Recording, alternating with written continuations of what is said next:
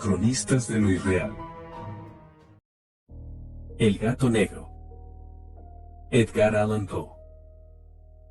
Ni espero ni quiero que se dé crédito a la historia más extraordinaria y, sin embargo, más familiar, que voy a referir.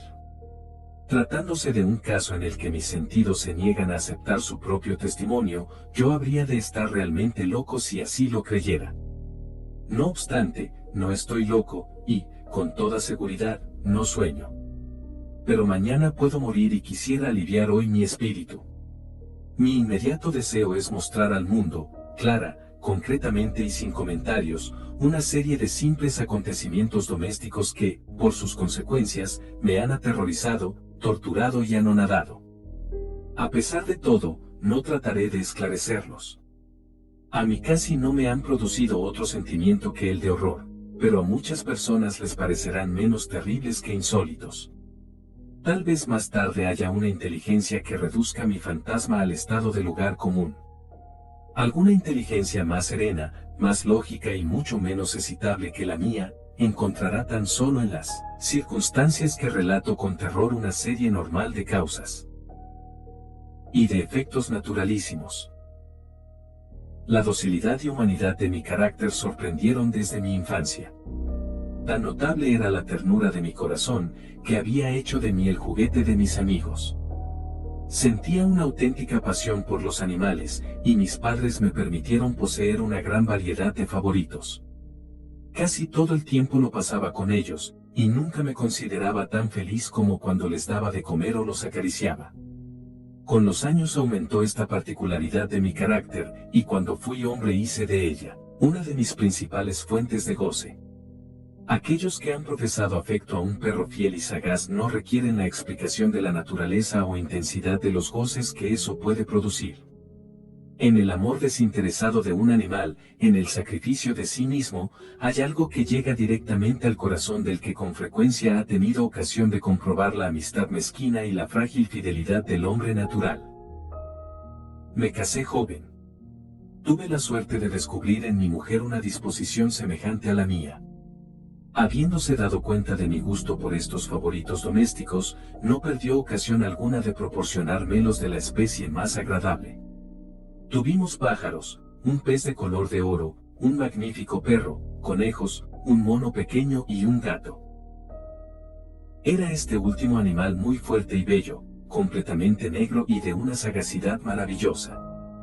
Mi mujer, que era, en el fondo, algo supersticiosa, hablando de su inteligencia, aludía frecuentemente a la antigua creencia popular que consideraba a todos los gatos negros como brujas disimuladas. No quiere esto decir que hablara siempre en serio sobre este particular, y lo consigno sencillamente porque lo recuerdo. Plutón, se llamaba así el gato, era mi predilecto amigo. Solo yo le daba de comer, y a donde quiera que fuese me seguía por la casa. Incluso me costaba trabajo impedirle que me fuera siguiendo por las calles. Nuestra amistad subsistió así algunos años, durante los cuales mi carácter y mi temperamento, me sonroja confesarlo, por causa del demonio de la intemperancia, sufrió una alteración radicalmente funesta. De día en día me hice más taciturno, más irritable, más indiferente a los sentimientos ajenos.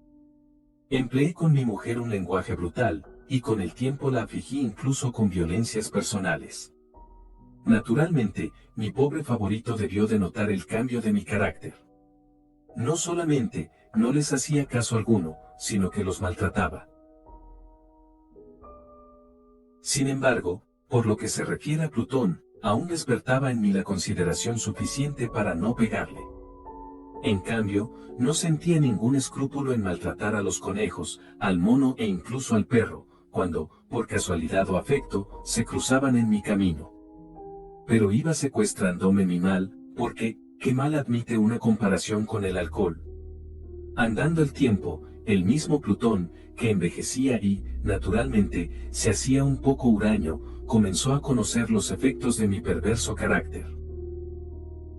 Una noche, en ocasión de regresar a casa completamente ebrio, de vuelta de uno de mis frecuentes escondrijos del barrio, me pareció que el gato evitaba mi presencia. Lo cogí, pero él, Horrorizado por mi violenta actitud, me hizo en la mano, con los dientes, una leve herida. De mí se apoderó repentinamente un furor demoníaco. En aquel instante dejé de conocerme. Pareció como si, de pronto, mi alma original hubiese abandonado mi cuerpo, y una ruindad superdemoníaca, saturada de ginebra, se filtró en cada una de las fibras de mi ser. Del bolsillo de mi chaleco saqué un cortaplumas, lo abrí, cogí al pobre animal por la garganta y, deliberadamente, le vacié un ojo. Me cubre el rubor, me abraza, me estremezco al escribir esta abominable atrocidad. Cuando, al amanecer, hube recuperado la razón, cuando se hubieron disipado los vapores de mi crápula nocturna, experimenté un sentimiento mitad horror, mitad remordimiento, por el crimen que había cometido. Pero, todo lo más, era un débil y equívoco sentimiento, y el alma no sufrió sus acometidas. Volví a sumirme en los excesos, y no tardé en ahogar en el vino todo el recuerdo de mi acción. Curó entre tanto el gato lentamente. La órbita del ojo perdido presentaba, es cierto, un aspecto espantoso. Pero después, con el tiempo, no pareció que se daba cuenta de ello. Según su costumbre, iba y venía por la casa, pero, como debí suponerlo, en cuanto veía que me aproximaba a él, huía aterrorizado. Me quedaba aún lo bastante de mi antiguo corazón para que me afligiera aquella manifiesta antipatía en una criatura que tanto me había amado anteriormente. Pero este sentimiento no tardó en ser desalojado por la irritación. Como para mi caída final e irrevocable, brotó entonces el espíritu de perversidad, espíritu, dado que la filosofía no se cuida ni poco ni mucho. No obstante, tan seguro como que existe mi alma, creo que la perversidad es uno de los primitivos impulsos del corazón humano, una de esas indivisibles primeras facultades o sentimientos que dirigen el carácter del hombre. ¿Quién no se ha sorprendido numerosas veces cometiendo una acción necia o vil, por la única razón de que sabía que no debía cometerla? No tenemos una constante inclinación, pese a lo excelente de nuestro juicio, a violar lo que es la ley, simplemente porque comprendemos que es la ley. Digo que este espíritu de perversidad hubo de producir mi ruina completa. El vivo e insondable deseo del alma de atormentarse a sí misma, de violentar su propia naturaleza, de hacer el mal por amor al mal, me impulsaba a continuar y últimamente a llevar a efecto el suplicio que había infligido al inofensivo animal. Una mañana, a sangre fría, ceñí un nudo corredizo en torno a su cuello y lo ahorqué de la rama de un árbol. Lo ahorqué con mis ojos llenos de lágrimas, con el corazón desbordante del más amargo remordimiento. Lo ahorqué porque sabía que él me había amado, y porque reconocía que no me había dado motivo alguno para encolerizarme con él. Lo ahorqué porque sabía que al hacerlo cometía un pecado mortal que comprometía a mi alma inmortal, hasta el punto de colocarla, si esto fuera posible, lejos incluso de la misericordia infinita del muy terrible y misericordioso Dios. En la noche siguiente al día en que fue cometida una acción tan cruel, me despertó del sueño el grito de «fuego». Ardían las cortinas de mi lecho. La casa era una gran hoguera. No sin grandes dificultades, mi mujer, un criado y yo logramos escapar del incendio. La destrucción fue total. Quedé arruinado y me entregué desde entonces a la desesperación. No intento establecer relación alguna entre causa y efecto con respecto a la atrocidad y el desastre. Estoy por encima de tal debilidad. Pero me limito a dar cuenta de una cadena de hechos y no quiero omitir el menor eslabón. Visité las ruinas el día siguiente al del incendio. Excepto una, todas las paredes se habían derrumbado. Esta sola excepción la constituía un delgado tabique interior, situado casi en la mitad de la casa, contra el que se apoyaba la cabecera de mi lecho. Allí la fábrica había resistido en gran parte a la acción del fuego, hecho que atribuía a haber sido renovada recientemente. En torno a aquella pared se congregaba la multitud, y numerosas personas examinaban una parte del muro con atención viva y minuciosa. Excitaron mi curiosidad las palabras «extraño», «singular» y otras expresiones parecidas. Me acerqué y vi, a modo de un bajorrelieve esculpido sobre la blanca superficie, la figura de un Gigantesco gato. La imagen estaba copiada con una exactitud realmente maravillosa. Rodeaba el cuello del animal una cuerda. Apenas hube visto esta aparición, porque yo no podía considerar aquello más que como una aparición, mi asombro y mi terror fueron extraordinarios. Por fin vino en mi amparo la reflexión. Recordaba que el gato había sido ahorcado en un jardín contiguo a la casa. A los gritos de alarma, el jardín fue invadido inmediatamente por la muchedumbre, y el animal debió de ser descolgado por alguien del árbol y arrojado a mi cuarto por una ventana abierta. Indudablemente se hizo esto con el fin de despertarme. El derrumbamiento de las restantes paredes había comprimido a la víctima de mi crueldad en el yeso recientemente extendido. La cal del muro, en combinación con las llamas y el amoníaco del cadáver, produjo la imagen tal como yo la veía. Aunque prontamente satisfice así a mi razón, ya que no por completo mi conciencia, no dejó, sin embargo, de grabar en mi imaginación una huella profunda el sorprendente caso que acabo de dar cuenta. Durante algunos meses no pude liberarme del fantasma del gato, y en todo este tiempo nació en mi alma una especie de sentimiento que se parecía, aunque no lo era, al remordimiento.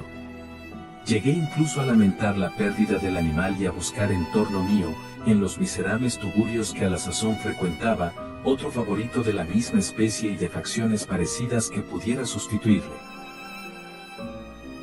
Me hallaba sentado una noche, medio aturdido, en un bodegón infame, cuando atrajo repentinamente mi atención un objeto negro que yacía en lo alto de uno de los inmensos barriles de ginebra o ron que componían el mobiliario más importante de la sala.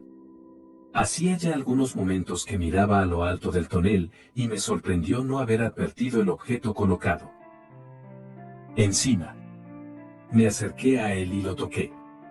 Era un gato negro, enorme, tan corpulento como Plutón, al que se parecía en todo menos en un pormenor. Plutón no tenía un solo pelo blanco en todo el cuerpo, pero este tenía una señal ancha y blanca, aunque de forma indefinida, que le cubría casi toda la región del pecho. Apenas puse en él mi mano, se levantó repentinamente, ronroneando con fuerza, se restregó contra mi mano y pareció contento de mi atención. Era, pues, el animal que yo buscaba. Me apresuré a proponer al dueño su adquisición, pero este no tuvo interés alguno por el animal. Ni le conocía ni le había visto hasta entonces. Continué acariciándole, y cuando me disponía a regresar a mi casa, el animal se mostró dispuesto a seguirme. Se lo permití, e inclinándome de cuando en cuando, caminamos hacia mi casa acariciándole. Cuando llegó a ella se encontró como si fuera la suya, y se convirtió rápidamente en el mejor amigo de mi mujer. Por mi parte, no tardó en formarse en mí una antipatía hacia él. Era, pues, precisamente, lo contrario de lo que yo había esperado. No sé cómo ni por qué sucedió esto, pero su evidente ternura me enojaba y casi me fatigaba. Paulatinamente, estos sentimientos de disgusto y fastidio acrecentaron hasta convertirse en la amargura del odio. Yo evitaba su presencia.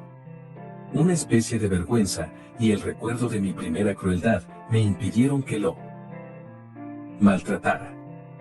Durante algunas semanas me abstuve de pegarle o de tratarle con violencia, pero gradual, insensiblemente, llegué a sentir por él un horror indecible, y a eludir en silencio, como si huyera de la peste, su odiosa presencia. Sin duda, lo que aumentó mi odio por el animal fue el descubrimiento que hice a la mañana del siguiente día de haberlo llevado a casa. Como Plutón, también él había sido privado de uno de sus ojos.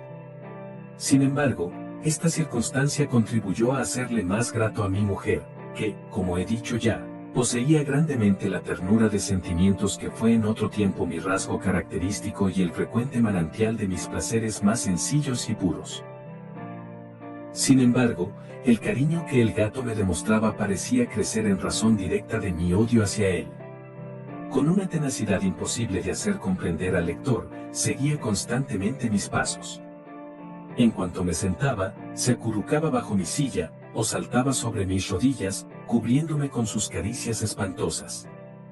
Si me levantaba para andar, se metía entre mis piernas y casi me derribaba, o bien, clavando sus largas y agudas garras en mi ropa, trepaba por ellas hasta mi pecho.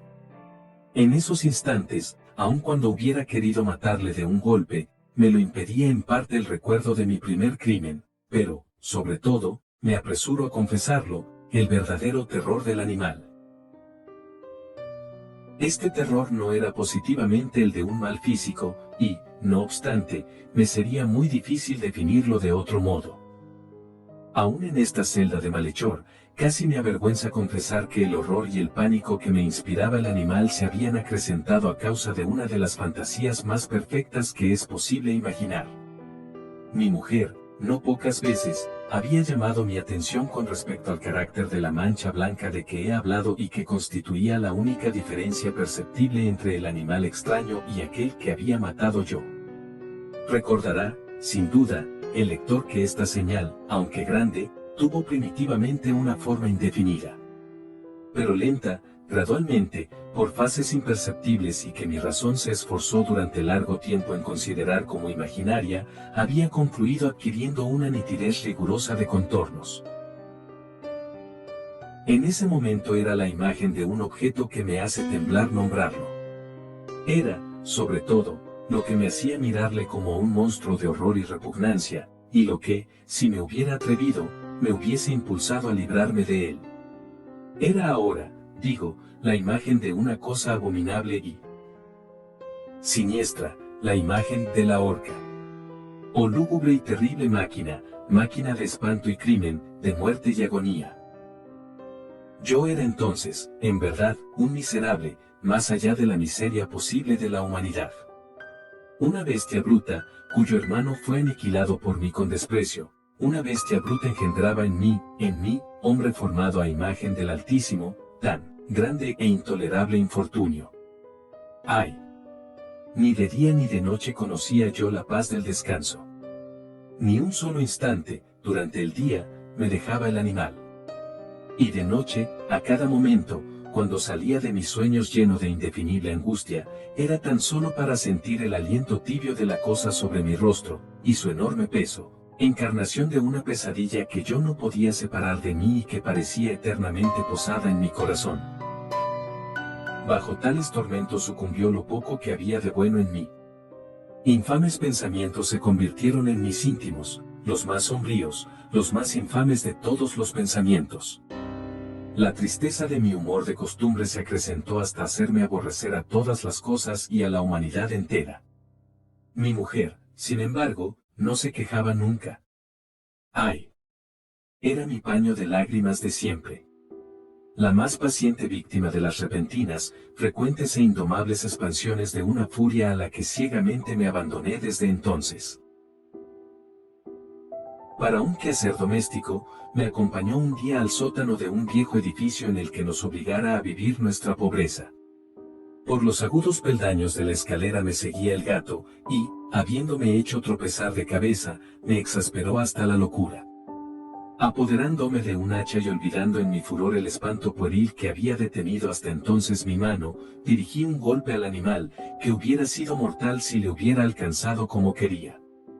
Pero la mano de mi mujer detuvo el golpe. Una rabia más que diabólica me produjo esta intervención. Liberé mi brazo del obstáculo que lo detenía y le hundí a ella el hacha en el cráneo. Mi mujer cayó muerta instantáneamente, sin exhalar siquiera un gemido.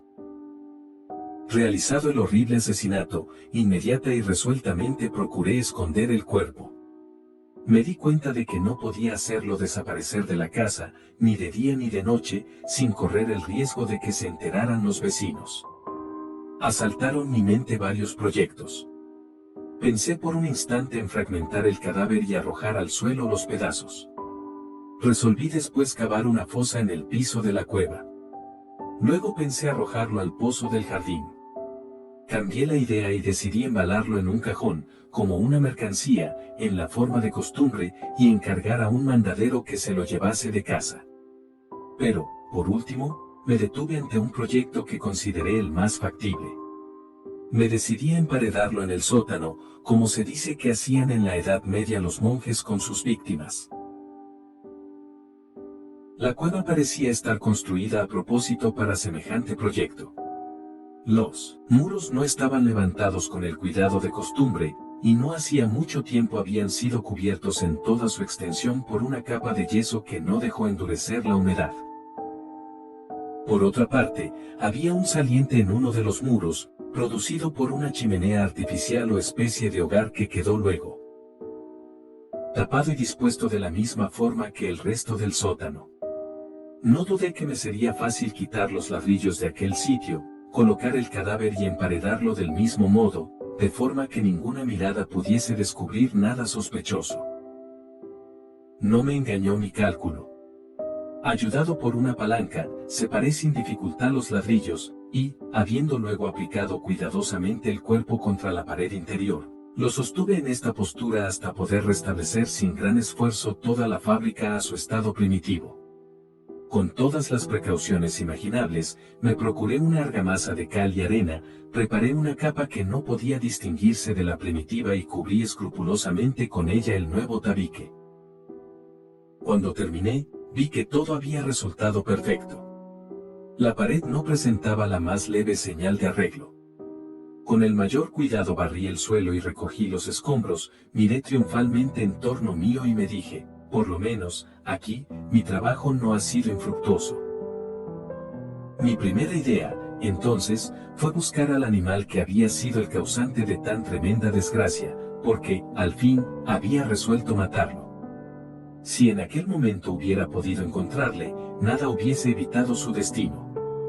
Pero parecía que el artificioso animal, ante la violencia de mi cólera, habíase alarmado y procuraba no presentarse ante mí, desafiando mi mal humor. Imposible describir o imaginar la intensa, la apacible sensación de alivio que trajo a mi corazón la ausencia de la detestable criatura. En toda la noche no se presentó, y esta fue la primera que gocé desde su entrada en la casa, durmiendo tranquila y profundamente. Sí, dormí con el peso de aquel asesinato en mi alma. Transcurrieron el segundo y el tercer día. Mi verdugo no vino, sin embargo. Como un hombre libre, respiré una vez más. En su terror, el monstruo había abandonado para siempre aquellos lugares. Ya no volvería a verle nunca. Mi dicha era infinita. Me inquietaba muy poco la criminalidad de mi tenebrosa acción. Se hincó una especie de sumario que apuró poco las averiguaciones. También se dispuso un reconocimiento, pero, naturalmente, nada podía descubrirse. Yo daba por asegurada mi felicidad futura. Al cuarto día después de haberse cometido el asesinato, se presentó inopinadamente en mi casa un grupo de agentes de policía y procedió de nuevo a una rigurosa investigación del local. Sin embargo, confiado en lo impenetrable del escondite, no experimenté ninguna turbación. Los agentes quisieron que les acompañase en sus pesquisas. Fue explorado hasta el último rincón. Por tercera o cuarta vez bajaron por último a la cueva. No me alteré lo más mínimo. Como el de un hombre que reposa en la inocencia, mi corazón latía pacíficamente. Recorrí el sótano de punta a punta, crucé los brazos sobre el pecho y me pasé indiferente de un lado a otro. Plenamente satisfecha, la policía se disponía a abandonar la casa. Era demasiado intenso el júbilo de mi corazón para que pudiera reprimirlo. Sentía la viva necesidad de decir una palabra tan solo, a modo de triunfo, y hacer doblemente evidente su convicción con respecto a mi inocencia. Señores, dije, por último, cuando los agentes subían la escalera, es para mí una gran satisfacción haber desvanecido sus sospechas. Deseo a todos ustedes una buena salud y un poco más de cortesía. Dicho sea de paso, señores, tienen ustedes aquí una casa muy bien construida. Apenas sabía lo que hablaba, en mi furioso deseo de decir algo con aire deliberado. Puedo asegurar que esta es una casa excelentemente construida. ¿Se van ustedes, señores? Estos muros están construidos con una gran solidez. Entonces, por una fanfarronada frenética, golpeé con fuerza, con un bastón que tenía en la mano en ese momento, precisamente sobre la pared del tabique tras el cual yacía la esposa de mi corazón. que por lo menos Dios me proteja y me libre de las garras del archidemonio. Apenas se hubo hundido en el silencio el eco de mis golpes, me respondió una voz desde el fondo de la tumba. Era primero una queja, velada y entrecortada como el sollozo de un niño. Después, enseguida, se hinchó en un grito prolongado, sonoro y continuo, completamente anormal e inhumano. Un alarido, un aullido mitad horror, mitad triunfo, como solamente puede brotar del infierno, horrible armonía que surgiera al unísono de las gargantas de los condenados en sus torturas y de los demonios que gozaban en la condenación. Sería una locura expresaros mis pensamientos. Me sentí desfallecer y, tambaleándome, caí contra la pared opuesta. Durante un instante se detuvieron en los escalones los agentes. El terror los había dejado atónitos. Un momento después, 12 brazos robustos atacaron la pared, que cayó a tierra de un golpe. El cadáver, muy desfigurado ya y cubierto de sangre coagulada, apareció, rígido, a los ojos de los circunstantes. Sobre su cabeza, con las rojas fauces dilatadas y llameando el único ojo, se posaba el odioso animal cuya astucia me llevó al asesinato y cuya reveladora voz me entregaba al verdugo. Yo había emparedado al monstruo en la tumba.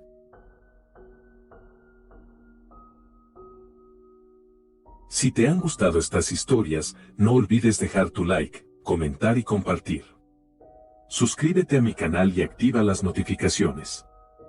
Cronistas de lo Irreal.